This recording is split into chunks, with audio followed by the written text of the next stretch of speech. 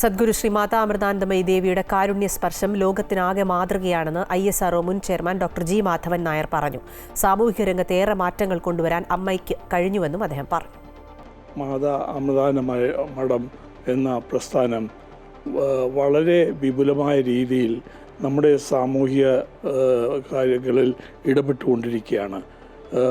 വൈദ്യസഹായത്തിലായാലും education മേഖലയിലായാലും പാവങ്ങളുടെ ഉന്നമതിക്കുള്ള പരിപാടികൾക്കായാലും എല്ലാത്തിനും ഊന്നൽ നൽകിക്കൊണ്ട് സാധാരണക്കാരുടെ ജീവിത നിലവാരം മെച്ചപ്പെടുത്താനും അതോടുകൂടി തന്നെ അവരുടെ ആത്മീയ ബോധവും ദൈവവിശ്വാസവും വളർത്താനുമുള്ള ഒരു അവസരം കൂടിയാണ്.